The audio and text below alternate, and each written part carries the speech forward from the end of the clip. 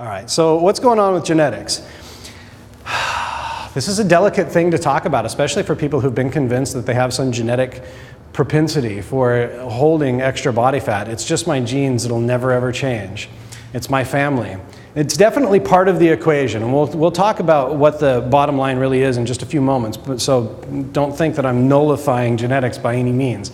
It is part of the equation. However, it's not an end-all be-all. If it was, would these emaciated celebrities that we see really be able to get that small? Is it their genetics to be so lean they're almost dead?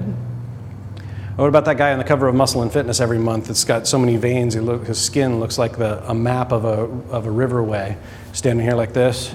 You can see all the bones and the separation between the muscle fibers, and you're pretty sure he's about to fall over or explode, one of the two. That's not his genetics to be near death. He's literally about 1.5% body fat in that picture. That's not genetics. He's chosen to live a life that took him to that place. He's chosen to live a life where he's burning more calories than he's consuming for long enough that he looked like that. And he could keep going and die. It happens to about 7 competitive bodybuilders every year. I'm not saying it's a good idea. I'm using it as an example of, well, regardless of his genetics, he can choose to override that. He can choose to live a different body.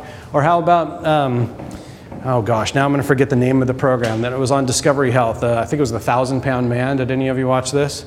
It's a gentleman in Mexico who hasn't gotten out of bed in years because he was just so heavy. Was that his genetics to be 1,000 pounds? No, no way.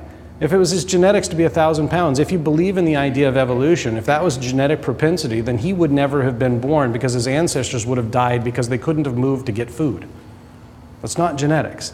He chose, over time, to eat more than he moved, so he gained weight until he got to that point. Until he got to the point where he couldn't move, so then he gained a tremendous amount of weight from all the edema. He chose to be overweight. I'm not saying that was his active choice. He didn't go, you know what, I think I want to be 1,000 pounds. What do I got to do to make that happen? But little choices every day. But genetics do play a role. Definitely some people do have a genetic propensity to be born with, add more, hold on to more fat for a longer period of their life. Just as it's true in the other direction. Some people do have a genetic tendency to be leaner. You've all met this person. You all have this friend, right? They can eat whatever they want. They're just lean. Well, actually, the research is bearing out that generally that person it's not so much that they have a fast metabolism, it's usually that they have poor absorption. We start finding these people even despite good nutrition, start having overt nutritional deficiency diseases in their 50s and 60s because of years of not absorbing nutrients very well. So, all right. What about the environment? Well, there's a lot of things that play a role in us gaining all of this weight. I mean, a lot of people emotionally eat. I'm definitely guilty of this on occasion. I can't have chips and salsa in the house at the same time because I will choose not to stop eating until I'm either out of one of them or sick. It's not that I can't stop, I just choose not to, so I choose not to have them in the house at the same time. Other people depression eat. Other people joy eat. They reward themselves with food. Some people punish themselves with food. Or other things that bear calories. This is one of the problems with alcoholism. People drink and the drink has calories, amongst all the other things that happens with too much drink. Portion sizes are definitely playing a role. We used the French fries as an example. But is it the restaurant's fault? Or is it ours as the consumers? Who's pushing the portion sizes bigger and bigger? Is it in the restaurant's best interest to give you more food for the same amount of money? No, not really, because that's decreasing their profit margin, and the average restaurant has a profit margin of about 6%. Decreasing it even further, yikes. But Carl's Jr. and the Hardee's Corporation has something I think they call the Monster Burger. It's 3 half-pound patties, I think, and 6 pieces of cheese and some inordinate amount of bacon. I'm pretty sure there's a half pig on there. I mean, it's huge. I think it's 1,480 calories. Not this last year. Doug, you're the sports guy, so help me out here. I don't remember if it was this last year or the year before at the NCAA's version of the World Series. The park that the series was played in, the most sold food item in the park was a triple cheeseburger with bacon, but no bun. It was a Krispy Kreme glazed donut cut in half. That was the most sold item. It was the highest profit item. It was of the number of units. More of those were sold than peanuts or Cracker Jacks or beer or everything else they sell, that thing. That's America. Whose fault is that? Is it because it's available? Why is it available? It's because we eat it. I mean, come on. When you drove in here, how many places did you pass that you could have eaten several thousand calories in a matter of moments?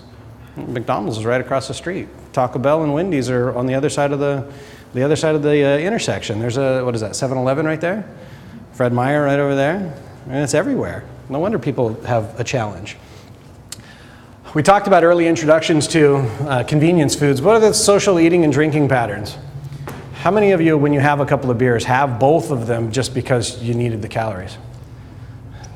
Or when you were in college, not that any of you drink now, but when you were in college and you chugged that beer, it's because you were that thirsty. Or if you ever went to the bar, what's on the bar top? Peanuts, popcorn, fried cheese, dipped in ranch. Somebody had to say it. Everybody's looking at me like, I'm not going to admit I know about it. You're right. And this is the one that kills me, and I see this literally every day at work. Misrepresenting intake. No, I swear I followed my program. Well, I know in camp how many calories you're burning. The average 145-pound lady is burning about 600 calories in 1 hour of boot camp.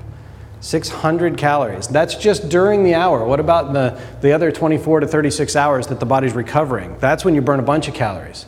But then you come in and I test your body fat and it hasn't dropped. Well, was it because you didn't move enough? No, it's because you left and you lied. Me too.